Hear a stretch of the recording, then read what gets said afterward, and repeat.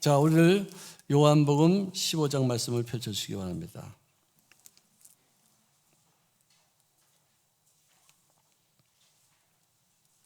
요한복음 15장 16절부터 마지막 절까지 한번 계속해서 한번 읽겠습니다. 제가 교독하겠습니다. 제가 먼저 읽겠습니다. 너희가 나를 택한 것이 아니요 내가 너희를 택하여 세웠나니 이는 너희로 가서 열매를 많이 맺게 하고 또 너희 열매가 항상 있게 하여 내 이름으로 아버지께 무엇을 구하든지 다 받게 하려 함이라.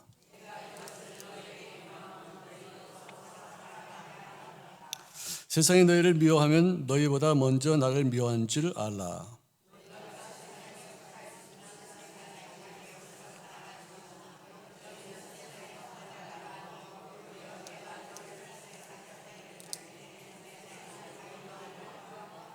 네, 뭐 빨리 읽는 게 중요한 게 아니고요. 정확하게 이렇게 속도를 맞춰서 읽으시길 바랍니다. 내가 너에게 종이 주인보다 더 크지 못하다 한 말을 기억하라. 사람들이 나를 박해하였은즉 너희도 박해할 것이요 내 말을 지켰은즉 너희 말도 지킬 것이라.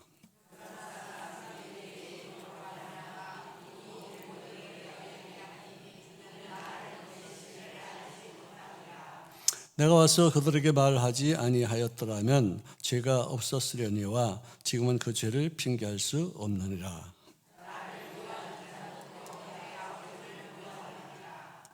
내가 아무도 못한 일을 그들 중에서 하지 아니하였더라면 그들에게 죄가 없었으려니와 지금은 그들이 나와 내 아버지를 보았고 또 미워하였도다.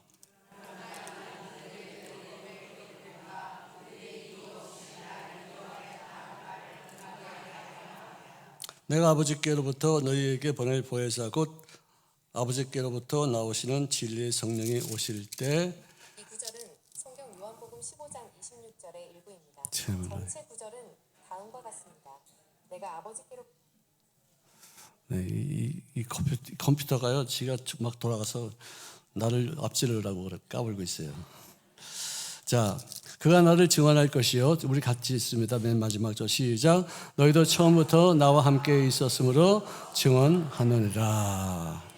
할렐루야. 자, 여러분들 요셉이 자기 아버지 야곱 밑에 있을 때에는 한 번도 성경에 나타나지 않은 말씀이 있었어요. 자, 그가 고난 속으로 던져진 이후로부터 그의 생애 속에서 반복적으로 등장하는 성구가 있었는데 그것은 뭔지 아십니까?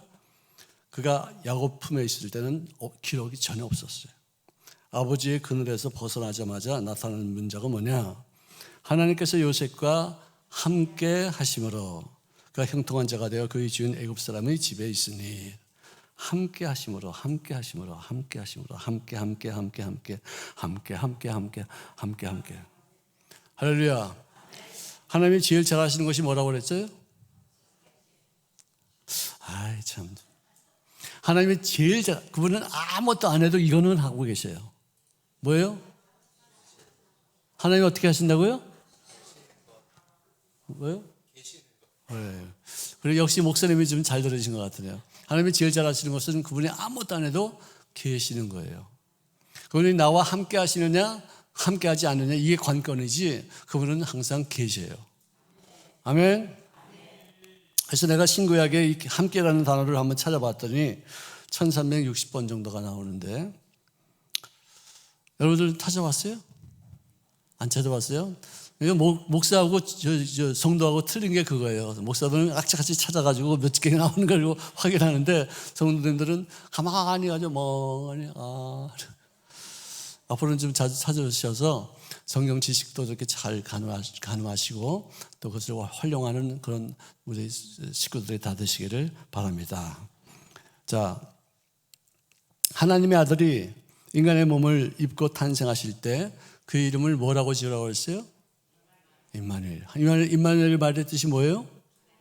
하나님이 우리와 함께 계시니라. 자, 하나님이 어떻게 우리와 더불어 함께 하실 수 있을까? 미스터리예요. 신비한 일이에요. 너무나도 놀라운 일이에요. 걸어가시는 그 하나님이 추한 우리들의 인생과 함께 하신다? 참 근데 이해가 안 가는 거예요. 그 거룩하고 깨끗하고 상하시고 그냥 향기로운 그분이 추한 냄새가 나고 지저분하고 더럽고 역겨운 그런 인생과 더불어 함께 하시겠다? 참 놀라운 일이죠. 그리고 영원하신 시공간을 초월하신 그분이 제한적으로 살고 있는 이 조그만 곳에 나와 함께 하시겠다, 나를 동행하시겠다, 나와 함께 걸으시겠다. 참 도저히 이해가 안 가는 것이에요.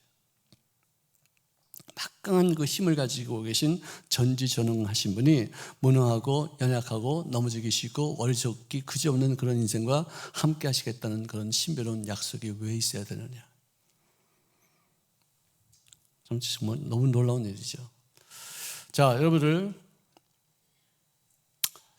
하나님이 함께 하신다는 그 말을 또 다른 말로 하면은 동행하신다는 말이 돼요. 동행도 내가 한번 찾아봤어요. 컴퓨터를 쳐서 찾아보니까 31번, 그러니까 다 합해서 1700번, 아니죠, 1400번 정도가 함께 하신다, 동행하신다는 그런 단어가 있어요. 굉장히 많은 얘기죠. 여러분들, 페니 크로스비라는 사람 아십니까? 모르죠? 그러면 나의 갈 길 다가도록 예수 인도하시니, 그거는 누구예요? 그건 누가 지었어요? 페니 크로스비라는 사람이 지었어요. 그 사람은 태어난 지 6주 만에 실명했어요. 무슨 열병을 앓고 나서 눈을 잃었는데, 그럼에도 불구하고 그는 90세를 살면서 약 9,000평 이상의 찬송가의 가사를 작시했어요. 예수를 나의 구주 삼고, 이것도 그분의 찬송 작사한 거예요. 예수 나를 위하여, 이것도 그분이 지은 거예요. 너의 죄 흉악하나 예수께로 가면 나는 기뻐요, 이것도 그분이 지은 거예요. 인내하신 주세 주여 나의 영원하신 기업 오 놀라운 구세주 내 예수 내, 이거 다 그분이 지은 거예요. 굉장히 많은 찬송을 지었는데 그분은 눈이 없이 영의 눈으로 주님과의 만남을 통해서 이런 아름다운 시를 지었다는 것입니다. 자, 우리 찬송가 우리 384장 우리 같이 한번 하십시다. 나의 갈 길 다가도록.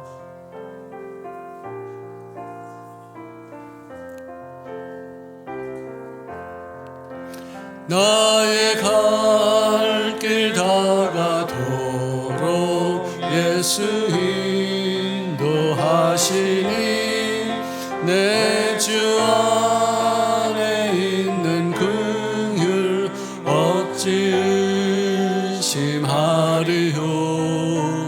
믿음으로 사는 자는 하늘 위로 받겠네.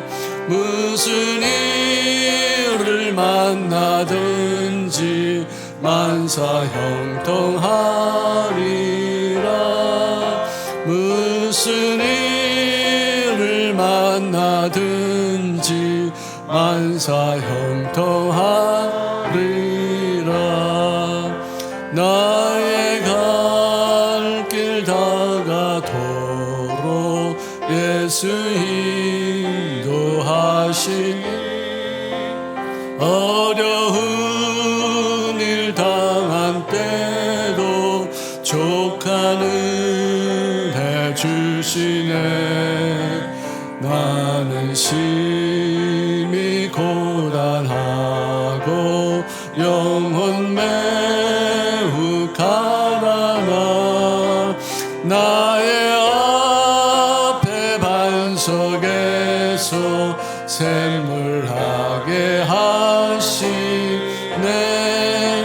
나의 앞에 반석에서 샘물하게 하시네. 나의 갈 길 다가도록 예수 인도하시니 그의 사랑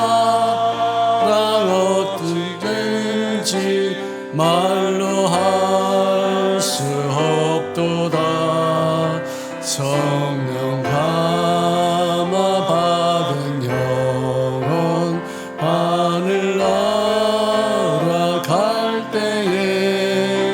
영영 부를 나의 찬송 예수 인도하셨네.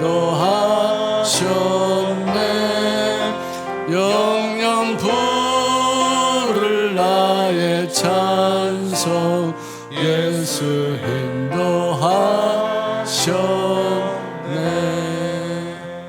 할렐루야.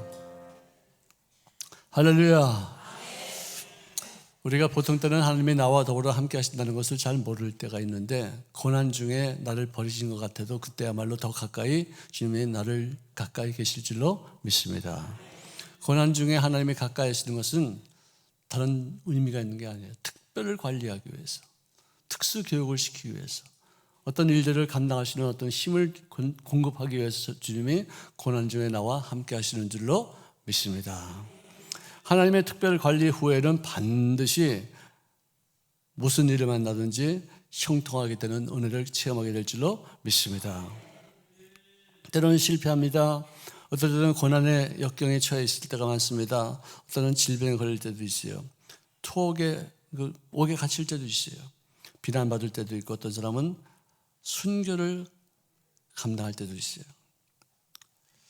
그렇지만 그럴 때일수록 주님이 그를 버리지 않으시고 더 가까이 계시사 하나님께서 함께 하시는 인생을 살게 되어서 주님의 영광을 체험하게 될 줄로 믿습니다. 믿습니다. 믿습니다. 고난이 심할수록 더 하나님이 가까이 계시는 것을 절대로 의심하지 마시기를 바랍니다. 고난 중에 하나님이 나를 버리신 것 같아. 나를 떠나신 것 같아. 왜 이렇게 적막해? 왜 이렇게 허전해? 그래서 내가 하나님을 찾지도 않고 나를 버리시는 하나님을 의존을 하지 않고서 더 성막해가지고 괴로워하고 외로워하고 있는데, 그때야말로 주님이 더 가까이 계신 것을 깨닫고 내 느낌으로 내가 하나님이 안 계시다, 나를 버리셨다 이렇게 생각하는 것이 아니라 하나님의 약속을 의지하면서 세상 끝날까지도 내가 너를 버리지 아니하리라. 느낌은요 버림받은 것 같아요. 근데 진리의 말씀은 하나님이 나를 오히려 더 가까이 하고 계신 줄로 꼭 믿으시기를 주의 이름으로 부탁합니다. 아멘. 아멘. 자, 하나님께서 함께 하시는 요셉은 사람들의 눈에 띄었어요. 창세기 39장 3절에 보니까 그의 주인이 야훼께서 그와 함께 하심을 보고 또 야훼께서 그의 범사에 형통케 하심을 보았더라. 우리를 눈으로 이렇게 보는 거예요. 자, 따라합시다. 눈으로. 안 따라하는 사람은 뭐예요, 이거 지금? 눈으로 보고 보았더라. 하나님이 함께 하심이 내 눈에 보이더라. 아멘. 예, 역경이 있을수록 그것만큼은 더 악자같이 느낌에 상관없이 내 약속을 의지해서 하나님이 나와 함께 하셔 세상 끝날까지 나를 동행하신다고 하셨어. 어느 순간에도 주님이 나를 떠나지 않으시고 당신의 뜻을 이루기까지는 결단코 나와 함께 하실 줄로 믿습니다. 이것이 신앙이에요. 느낌대로 사는 것이 아니라 약속에 의지해서 사는 것이에요. 상황대로 내가 사는 것이 아니라 하나님의 약속이 나에게 세상 끝날까지도 버리지 않겠다고 하시는 것을 믿고 또다시 그 모든 여러 가지 어려움을 극복하시기를 주의 이름으로 축원합니다. 아마 요셉이 기도하실지도 몰라. 하나님 나의 종살이 좀 그만두게 해주세요. 하나님 저 옥살이 좀 이제 그만두게 해주세요. 14년 동안 이건 뭡니까? 내가 이렇게 정말 기가 막힌 꿈을 꾸었는데 어떻게 그 꿈이 이루어지는커녕 오히려 더 악몽이 되어서 나를 이렇게 비참하게 만들 수 있겠습니까? 라고 기도했다는 얘기는 없어요. 근데 그런 기도도 안 할 수가 없겠죠. 아무리 기도해도 13년 동안 그 문제가 해결되지 않았어요. 아직도 지금 종살이 하고 있고 아직도 옥살이 하고 있어요. 문제가 해결되지 않았다고 해서 하나님이 나를 버리셨을까요?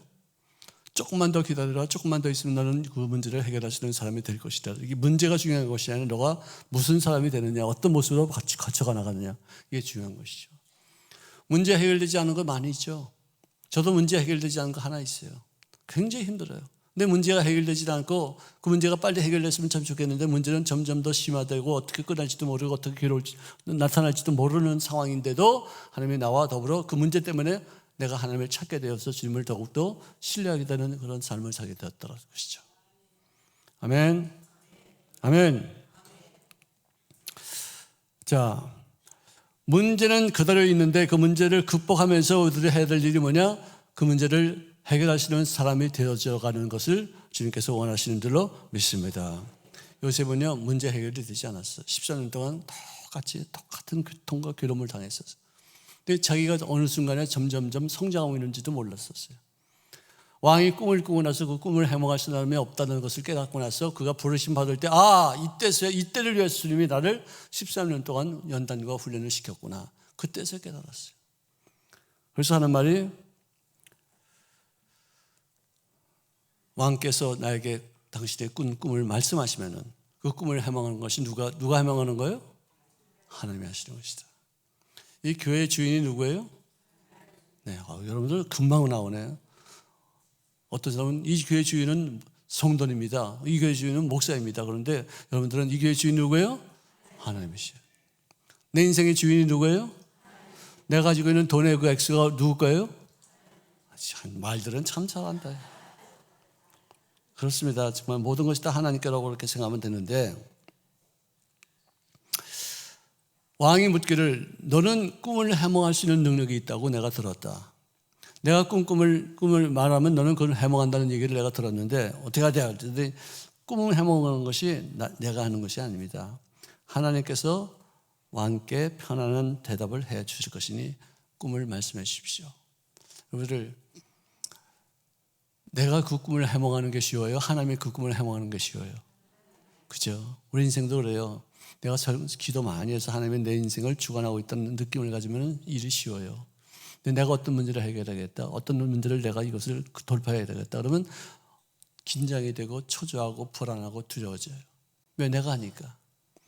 기도 많이 해서 하나님이 일하실 수 있도록 마음속에 자신감이 있고 담대함이 생길 수 있도록 기도를 무장하시기를 주의 이름으로 축원합니다. 자, 하나님께서 모세를 부르셨을 때 모세가 하나님 앞에 질문한 내용이 두 가지가 있어요. 맨 처음에 무슨 질문을 했어요? 잘 모른다, 자기 다. 나는요, 이제부터는요, 설교할 때 그냥 설교만 하는 게 아니라 서로 주고받으면서 난 설교하려고 그래요. 특히 수요일 같은 때는 굉장히 좋은 때인 것 같아요. 모세가 하나님 앞에 부르심 받았을 때 그가 제일 처음으로 한 것은 질문한 것이 그것입니다. 내가 누구간데 그 일을 하겠습니까? 저는 그거 못합니다. 저는 무능합니다. 저는 목동에 불과합니다. 이제 나이가 80이 됐습니다. 이제는 지쳐 있습니다. 내가 누구간데 그 일을 감당하겠습니까? 이스라엘을 출애굽시켜서 가나안 땅으로 데려오라고요? 저 안 됩니다. 안 됩니다. 내가 누구간데를 물었어요. 그래서 주님께서 뭐라고 말씀하셨어요? 네가 누군가 그거는 중요한 게 아니야. 네가 어떤 사람인 건가? 네가 뭐 옛날에 40세 싸고 하는 왕가에서 왕자로 자랐지. 또 사람 하나 죽였지. 여기까지 쫓겨서 40년 동안 또 광야에서 목동 노릇했지. 처가살이 했지. 넌 지금 이제 노인이지. 네가 어떤 사람인 거 중요한 거 아니야. 내가 너와 함께 하리라. 내가 너와 함께 하느냐 안 하느냐 그것이 중요한 것이지 내가 어떤 지위에 있다, 내가 돈이 얼마나 있다, 내가 어떤 명예가 있다 그게 중요한 게 아니라. 하나님이 제일 잘하시는 것이 뭐라고요? 또 금방 또 잊어버렸어요. 하나님이 제일 잘하시는 것이 뭐예요?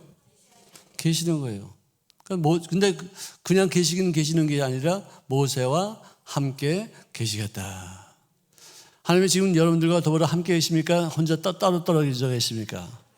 아멘. 자신만만하게 사십시오. 좀 더 위축당하지 마시기 바랍니다. 마귀한테 속임당하지 마시기 바랍니다. 귀신에게 농락질당하지 마시기를 바랍니다. 어쨌든 세상 끝날까지도 세상에 많은 한이 있더라도 하나님은 나와 함께 하시는 줄로 믿습니다. 아멘. 그 다음에 모세가 두 번째는 뭐라고 질문했어요? 나와 함께 하시는 분이 하나님이시라고요. 그럼 사람들이 그 하나님이 누구냐고 물었을 때 나는 뭐라고 대답했으면 좋겠습니까? 하나님은 누구시죠? 그러니까 맨 처음에는 내가 누군가인데라고 물었고 그 다음에는 나와 함께 하시겠다는 하나님은 누구십니까? 나를 물어봤고 그 다음에 하나님을 물어봤어요. 그래서 하나님께서 하신 말씀이 나는 스스로 있는 자니라. 아멘. 아멘. 직접적인 자기 선언이에요. 나는 누구냐고? 나다. 나야. 그 일을 네가 하는 거 아니고 내가 하는 거야. 너는 그냥 보내심만 받으면 돼. 내가 너와 너를 함께 할 것이면 네가 하는 것, 홍해바다 가르는 것도 네가 할 것이 아니고 말의 쓴물을 단물로 바꾼 것도 네가 하는 게 아니야. 다 내가 할 테니까 너는 그냥 가기만 하면 돼. 할렐루야. 할렐루야. 직접적인 자기 선언, 자기 계시가 나는 누구냐? 나다. 나라는 존재를 네가 인정해야 돼. 어느 것도 너가 할 수 있는 것이 없어. 너 머리털을 오늘 아침에 세수하다가 몇 개 빠진지 알아? 너 알아? 모르지? 나는 알아. 너 그 문제 누가 줬어? 모르지? 네가 팔자가 사나워서 아니면 너가 남들이 너에게 어려움을 주기 위해서 이렇게 고통을 준 거 그런 거 하지? 아니야. 내가 허락하지 않으면 그거 일어나지 않아. 참새 한 마리라도 나의 허락이 없으면 땅에 떨어진 법이 없어. 내가 한 거야. 그 문제 내가 줬으니까 그 문제를 해결하기 위해서는 어떻게 해야 돼? 나를 찾아야 돼. 나. 아무리 몸부림쳐도 안 돼. 아무리 인간적인 방법을 써도 안 돼. 나 외에는 그 문제를 해결할 길이 없고 나 외에는 그 문제를 너에게 준 이유를 아는 사람이 없어. 아는 자가 없어. 굉장히 중요한 태도예요. 자, 하나님은 계시는 분인데 제일 잘하는 것이 계시는 거예요. 근데 그분이 어떻게 계세요? 스스로 계시는 분이시다.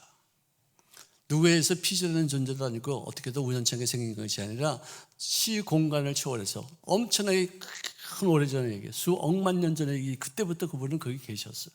앞으로 있을 수억만 년, 수천억만 년만 세월 거기도 계세요. 동시에 계세요. 스스로 계시는 분이에요. 아멘. 저는 이 말씀이 성경의 가장 위대한 말씀이라고 내 개인적으로 생각해요. 어떻게 하나님이 자기를 계시할 때 이런 말씀할 수 있겠느냐? 내가 누구냐고? 나는 곧 나다. 현재 동사를 썼고 미래 동사를 썼어요. 참 너무 어떻게 그런 언어를 쓸 수가 있는가? 이건 하나님 외에는 이렇게 할 말을 이런 말을 할 수 있는 분은 오직 하나님 외에는 아무도 없다는 생각이 들어요. 이 말을 갖다 어떤 스님이 읽고서 충격받았어요. 굉장히 유명한 스님이에요. 근데 이걸 읽고서 충격받고 하나님이시구나. 이거는 진짜 하나님이시구나.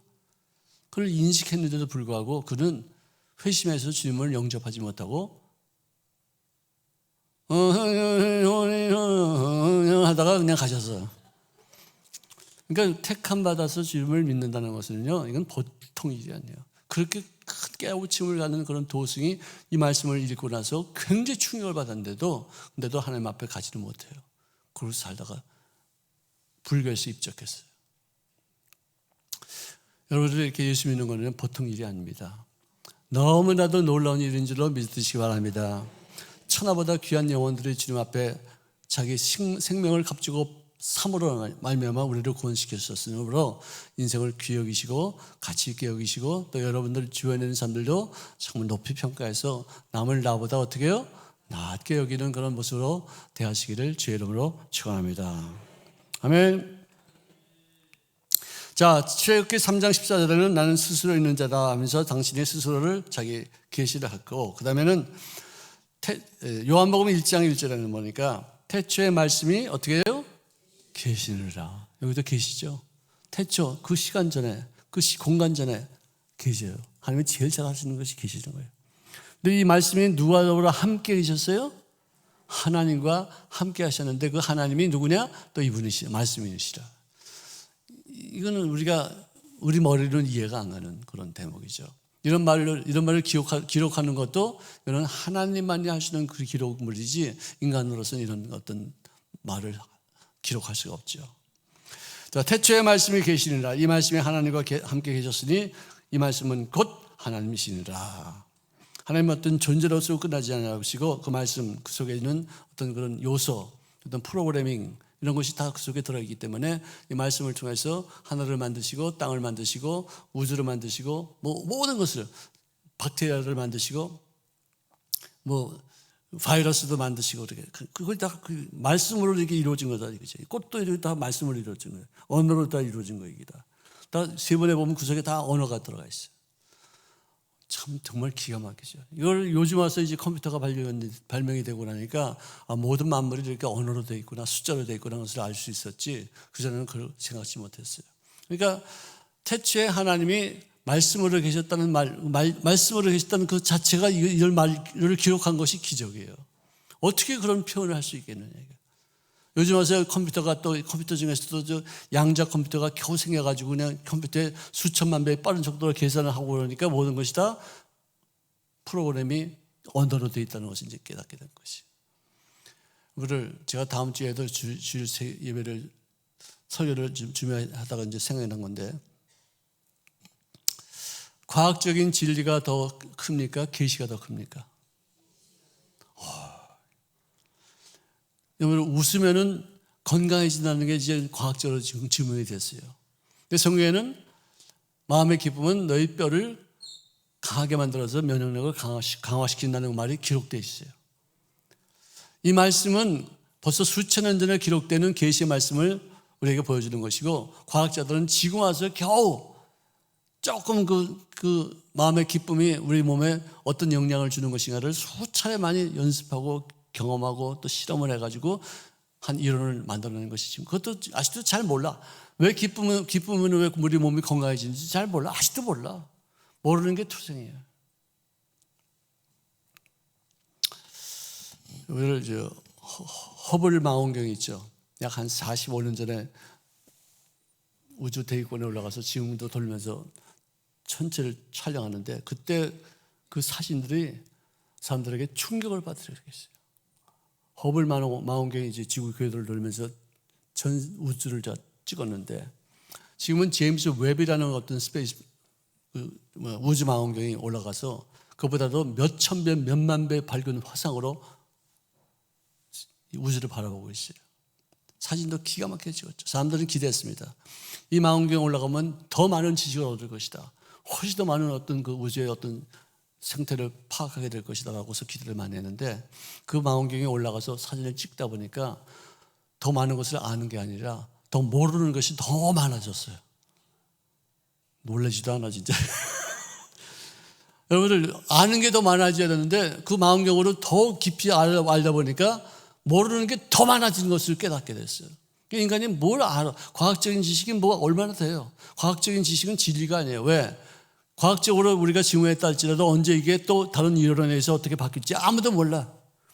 빅뱅 이론이 있어가지고 지금 우주가 조그만 한 점에서 우연찮게 팡 터져가지고 이렇게 엄청나게 큰 우주가 되고 지금도 계속해서 확장하고 있다고 이렇게 말하고 있으면서 그걸 정서로 믿고 있지만, 그것도 하나의 과학적인 진리가 아니라 이론에 불과해요. 그래서 빅뱅 설이라고 그래요. 빅뱅 이론이라고 그래요. 큰 폭발이 있어가지고 우주가 생겼다. 그것도 하나의 진리인 줄 알았더니 지금 또 연구를 해보니까 또 그런 것을 이상하게 그런 법칙에서 벗어나는 어떤 일들이 많이 발견되는 것이. 진리는 어디에 있느냐? 예수님 한 분 외에는 없는 줄로 믿습니다. 할렐루야. 아멘. 그러므로 어려움을 닥쳐섰을 때 시공간을 초월하신 하나님이 나에게 허락하신 것임을 깨닫고서 하나님의 존재를 의식하고 하나님의 살아 역사하심에 귀한 증거가 내 생활 속에 체험될 것을 기대하시면서 그 고난을 역경을 능히 이길 수 있는 삶이 되시기를 제 이름으로 축원합니다. 어려움에 부딪혔을 때 그를 극복할 수 있는 능력을 우리가 형통이라고 말해요. 야훼께서 요셉과 더불어 함께 하사 요셉으로 하여금 형통케 하는 것을 보았더라고 그랬어요. 그때 그 형통은 샤카드라는 단어를 쓰는데, 그 말은 뭐냐? 그냥 잘 되는 거, 형통하고 번창하는 게 아니라 어려운 일들을 통해서 그를 극복하는 힘이 바로 샤칼, 형통이라는 것이죠. 나쁜 일이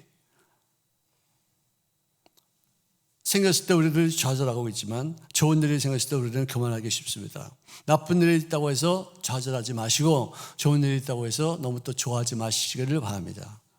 아멘. 평정을 유지하면서 더 좋은 일이 있으면 나쁜 일도 있을 것이다. 나쁜 일이 있으면 또 좋은 때가 오게 될 것이다 하면서 마음속에 평정을 잃지 않으시기를 주의 이름으로 축원합니다. 역경과 고난을 다루는 능력이 체질화되어서 있는 사람들, 그래서 그 역경과 고난을 당하면 당할수록 점점 더 멋진 자리로 나아가게 되는 그 지속적인 승리를 하는 인생들, 이런 사람들을 우리가 형통하는 사람이다 이렇게 말해주고 있어요. 분명히 우리가 알 것은 뭐냐면은 문제 때문에 기적이 생기는 거예요. 아멘. 역설적인 얘기지만 이거는 진리 중에 진리예요. 문제 없이 기적이 어디 있겠어요? 난관이 없이 어떻게 하나님의 살아계심을 우리가 어떻게 체험할 수 있어요? 인간의 한계를 깨닫고 나서야지 하나님의 전능하심이 무엇인지를 우리가 알 수 있는 기회가 되는 거 아니겠어요? 그러므로 우리가 세상 사람들은 좋을 때 좋아하고 나쁠 때는 싫어하지만 우리는 좋을 때는 좋아하고 나쁠 때는 더 좋아질 것을 믿고서 기뻐할 수 있는 귀한 믿음의 삶을 살 수 있기를 바랍니다. 요한일서 4장 9절을 이해해 보니까 하나님의 사랑이 우리에게 이렇게 나타나게 되었으니 하나님이 자기의 독생자를 세상에 보내심은 그로 말미암아 우리를 살리려 하심이라. 사랑은 여기 있으니 우리가 하나님을 사랑한 것이 아니요 하나님이 우리를 사랑하사 우리 죄를 속하기 위하여 화목제물로 그의 아들을 보내셨음이라. 할렐루야. 참 전륜이 오는 그런 말씀입니다. 내가 하나님을 사랑한 것이 아니라 하나님이 나를 먼저 사랑하시사 내가 받을 심판을 대신 받기 위해서 그분이 십자가에 못 박혀서 내가 받을 심판을 대신 받으시고 내가 너를 위해서 이런 공력을 세웠으니 그것을 믿느냐? 믿는 자에게 인정하는 자에게 영생이 임하게 될 것이니라. 기독교의 진수입니다. 그 다음에 이 형통이라는 그 단어의 뜻은 뭐냐면은 어려움에 대한 내성을 가지라는 뜻이에요. 어려움을 갖고 넘어지지 말고 어려움을 갖고 오히려 더 버티라는 뜻이에요. 어려움이 있어야지 그걸 버틸 때 더 큰 상급이 오는 것이지 문제도 없이 아무것도 없는데 거기서 무슨 우리가 상급받을 것이 무엇이겠느냐. 마귀가 우리들의 앞길을 가로막고서 시련과 환난의 걸림돌을 준다 할지라도 그를 다루는 능력이 정착이 잘 되어 있으면 오히려 더 문제 때문에 한 걸음 한 걸음 더 전진할 수 있게 되어지고 그 문제 때문에 하나님의 영광을 체험하게 되는 그날이 우리에게 임하게 될 줄로 믿습니다. 세속적인 풍토를 우리가 거기에 빠지지 아니하고 마귀의 해방을 뚫고 앞으로 나아가기만 하면 생기는 어떤 형통함이 형제 성령님께서 나와 더불어 함께 하시고 나에게 간구하게 하시고 기도하게 하시는 것에 대한 열매를 맺게 하실 줄로 믿으시기를 바랍니다. 할렐루야. 자, 내가 그들에게 영생을 주노니 영원히 멸망하지 아니할 것이요 또 그들을 내 손에서 빼앗을 자가 없으니라. 그들을 주시는 내 아버지는 만물보다 크시며 아무도 아버지 손에서 빼앗을 수가 없느니라. 즉 다시 말해서 마귀의 손에 들어가지 않게 하시겠다. 어떤 어려운 일들에 눌려서 망하게 하지 않겠다는 거예요. 하나님 나를 붙잡고 계시면요 아무리 어려워도 아무리 힘들어도 반드시 그 끝은 좋은 일이요 합력하여 선을 이루게 될 줄로 믿습니다. 아멘. 성경은 모든 스토리가 맨 처음에는 밤이에요. 맨 처음에는 어려운 문제예요. 맨 처음에는 박해예요. 맨 처음에는 문제 때문에 고통이에요. 꼭 그렇게 시작이 돼요. 그러고 나서는 좀 지나면은 그것이 어떻게 돼요? 역전 드라마를 쓰게 될 줄로 믿습니다. 선교문이 아시아를 통해서 이루어질 것을 믿고서 아시아로 향해서 발걸음을 돌리려고 했던 바울과 실라가 그날 밤에 예수의 영이 가로막고 성령께서 가지 못하게 하면서 환상 중에 마케도니아 사람 하나가 나타나서 도움을 청하는 어떤 것을 보고 성령님의 음성을 듣게 됐는데 아시아로 가던 발걸음을 돌이켜서 이제는 복음의 불모지였던 유럽 땅을 향해서 첫 발을 내딛게 되었어요.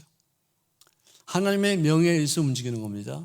하나님이 가라고 해서 간 것이고 가지 말라고 해서 안 간 것인데 빌립보에 도착하자마자 점치는 귀신에게 묶여서 그들의 주인을 그의 주인에게 돈을 벌게 해주는 어떤 그런 한 소녀가 쫓아다니면서 이 사람들은 하나님의 영광을 위해서 쓰임받는 사람입니다. 사도입니다. 예수님의 피값을 가지고 산 어떤 그런 진리를 전하는 사람들하고서 막 떠드니까 짜증이 난 거예요. 여러분들 찬송을 불러도요 잘 못 불러도 은혜스럽게 부르면은 굉장히 마음이 저조해요. 근데 소리를 그냥 뭐 난리를 치면서 이렇게 소리를 질러도 노래를 해도 은혜가 없으면은요 아유 짜증나 빨리 좀 꺼냈으면 좋겠다 그런 생각이 들어요. 이 소녀가 귀신 들려서 사도 바울과 실라에게 하나님이 보내신 사람이고 주님의 도래를 전하는 사람들이요 진리의 말씀을 전하는 사람이다라고 쫓아다니면서 말하니까 맞는 말인데 짜증이 나는 거예요. 견디다 못해서 오죽했으면 그래 바울 같은 사람이 짜증이 나가지고 그 속에 있는 귀신을 쫓아버렸겠어요.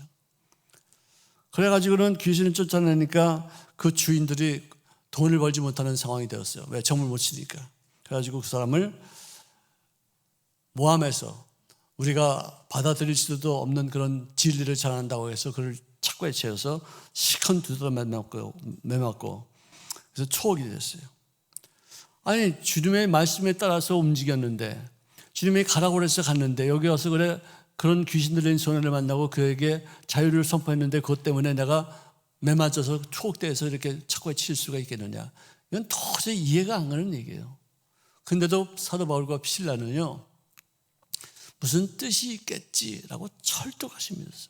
무슨 섭리가 있겠지 철떡같이 믿었어요.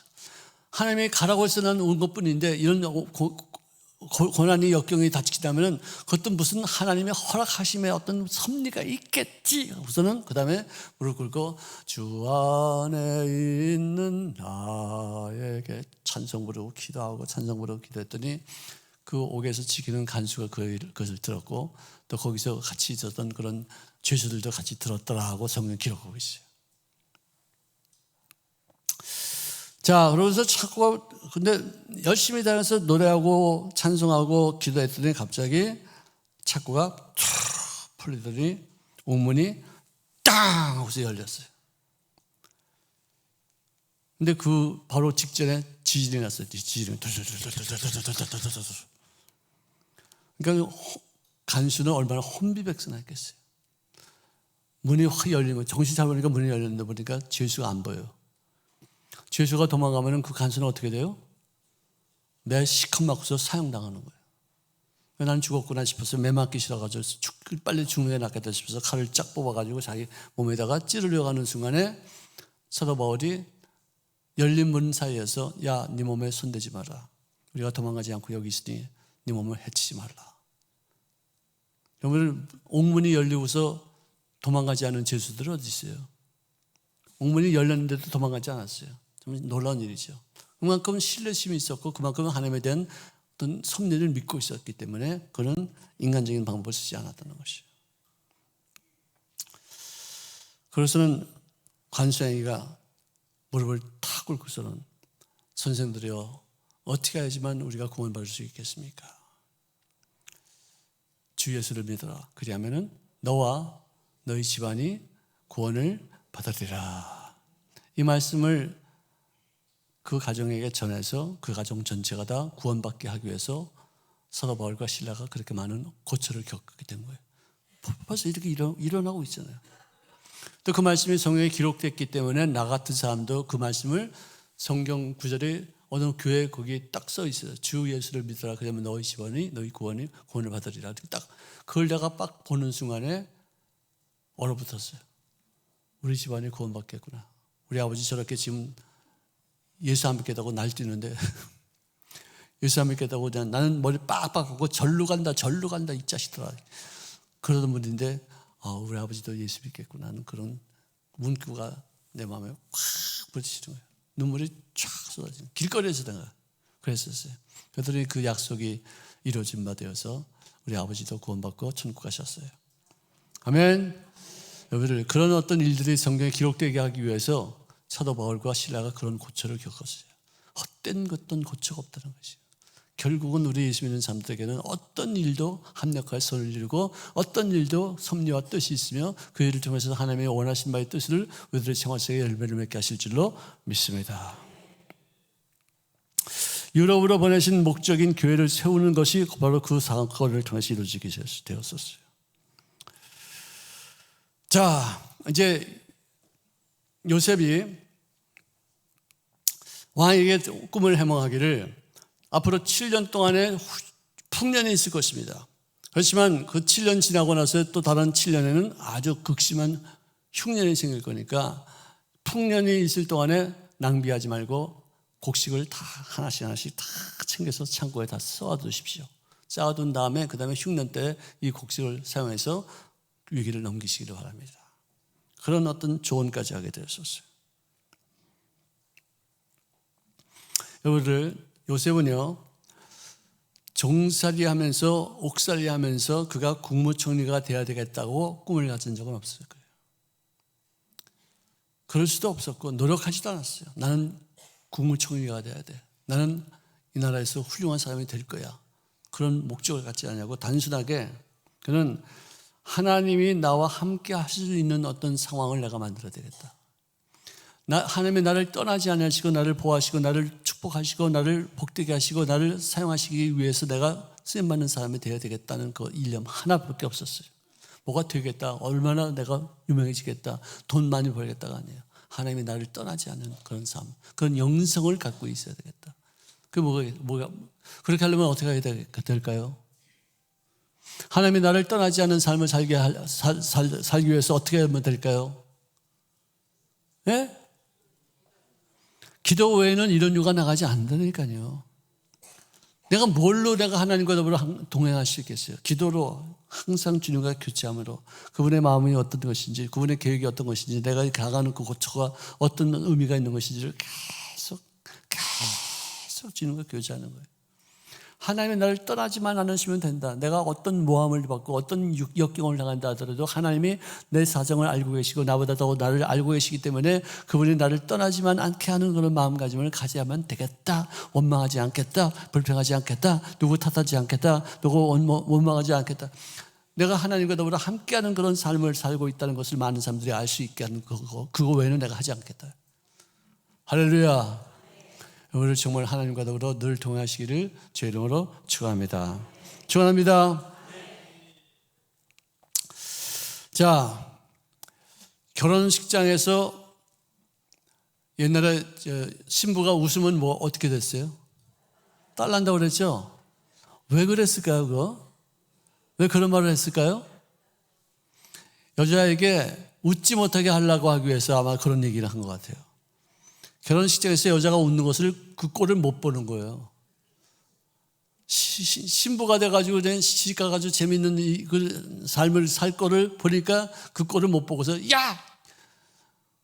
참 진짜 우리 집사람이 이렇게 웃었어요. 결혼식 때. 그러니까 야! 웃지 마! 누가 그랬어요? 내가 지금도 기억해. 나 지금 별꼴을 다 보겠어 진짜. 그래서 요즘은 그래도 많이들 웃는데 우리 때만 하더라도요 신부가 웃지 않고 신랑도 웃지 않고 주례 선생님만 웃었어요. 사진 찍어온 거 보면 주례 선생님만 싹 웃고 신랑 신부는 별로 안 웃어요. 참 진짜 신부가 웃으면은 박해받던 시절, 또 웃으면은 그 꼴을 보지 못해서 너 지금 웃지만 한번 너 한번 살아봐. 그렇게 웃음이 나올 것 같아. 이런 저주하는 의식이 이렇게 많이 있었어요. 그래도 우리는 계속해서 웃으시기를 주의 이름으로 축원합니다. 웃어야 삽니다. 웃어야 삽니다. 웃어도 보고 울어도 봤는데 뭐가 좋아요? 웃는 게 낫더라. 아멘. 항상 밝게 사시기 바랍니다. 항상 웃으며 사시기 바랍니다. 항상 좋은 일들이 생길 것을 기대하시면서 그 미리 바라보면서 그 일들이 이루어질 것을 보고 남들은 안 보일지 몰라도 나는 보고서 기뻐하시고 즐거워하시기를 주의 이름으로 축원합니다. 내가 이것을 너희에게 이루면 내 기쁨이 너희 안에 있어 너희 기쁨을 충만하게 하려 함이니라. 아멘. 기도하겠습니다.